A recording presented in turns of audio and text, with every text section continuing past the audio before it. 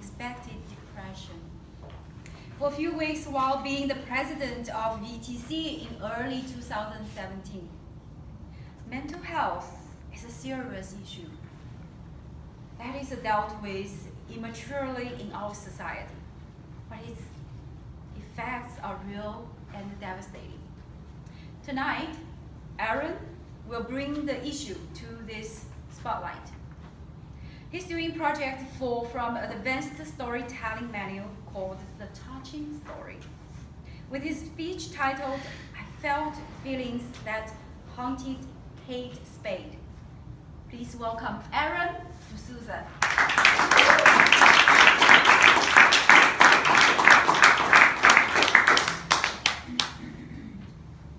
I'm sure you have felt it before. I certainly have. I believe it's a big cause of depression and a lot of mental health issues. And for this speech, I have called it Lover's Rejection. Repeat after me. Lover's Rejection. Lover's Rejection. I believe that it is what drives a lot of entrepreneurs, and a few weeks ago it drove one of the most iconic entrepreneurs to her own death. Fellow entrepreneurs and most welcome guests, I think you already know who I'm talking about. Can anyone guess? Kate Spade. Kate Spade. Kate Spade. And a few days after she took her own life, I walked past the big store at Richmond Center where there was a board there saying, in memory of our dear founder. And I stood there for a few minutes wondering why. Why would such an iconic entrepreneur with millions in the bank take her own life? Raise your hand if you asked yourself the same question. In this speech, I want us to come face to face with what I've called lover's rejection. What does this mean? It's those feelings that we have when a lover of ours, lovers of ours, or potential lovers of ours do one thing. They reject us. In small ways, like not returning a text. The term for that is called textpectation. When you always look at your phone, hoping, please reply. I want you to show me some love. Whether it's slightly larger than that in terms of an unreciprocated gesture, and much larger ones where you completely ignore your lover for weeks on end. It came to my knowledge that Kate was ignored and was separated from her husband for 10 months before she took her life. And sources said that family and relationship problems were a big reason why she did commit suicide. But let's go back a bit. In the early 90s, a fabric manufacturer looked at Kate and said, "You're pretty young. Why don't you stop this nonsense of starting a business and go home to make babies?" That nonsense turned into a company that was sold for $2.6 billion to Coach in 2016. All the outer riches that she could ask for, but inner poverty through lover's rejection. It turns out that her housekeeper found that she had hung herself by tying a red scarf to the doorknob, and when he walked in, she saw Kate hung and dead. There was a note that Kate left in that scene, which was addressed to a 13-year-old daughter, which I will read to you now. "This has nothing to do with you," the note to Frances, her daughter, reads.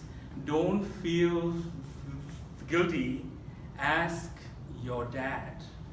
Her husband, Andrew, then responded, Kate suffered from depression and anxiety for many years. We were in touch with her the night before and she sounded very happy. It was a complete shock. And it clearly wasn't her. There were personal demons she was battling. However, her older sister, Rita, said, I wasn't shocked at all. Kate did not want to seek help because she thought it would damage her brand.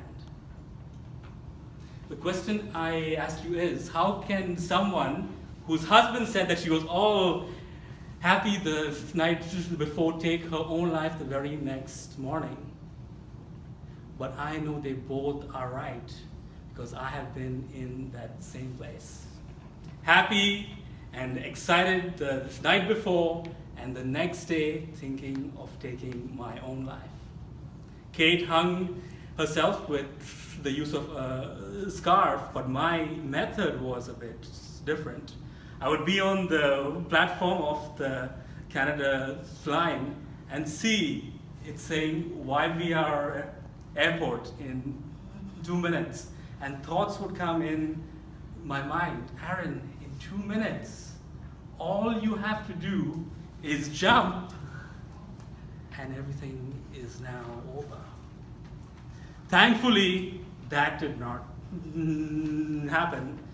And I'm here to now share with you 2 things that prevented me from taking my own life. First, have someone you speak to on a weekly basis where you can share your emotional life with them. Better if this is not a lover, but someone you trust very much. I did have someone at that time who used to keep on checking in with me. Second, make sure you're part of a group like this. Remember, as my bio said, in the first week of January 2017, I was very depressed, but I was also the president of this club, which meant I was forced to get out there, right? And those few hours outside helped me get out of the depression much faster. So make sure that you have 1, the friend, and 2, the community that you have to regularly attend to keep away from the very dark times. Kate has now gone, but her legacy through her brand and through words that she shared with us will remain with us. And I will end with the words that she used for us to remember her with. If you're as honest and fair as you can be, not only in business but in life, things will work out. I hope that people remember me not just as a good businesswoman, but as a great friend and a heck of a lot of fun. We will remember you, Kate. You suffered through depression and lovers' rejection and ultimately took your life. But we are now happy that you are now only surrounded by love. Namaste.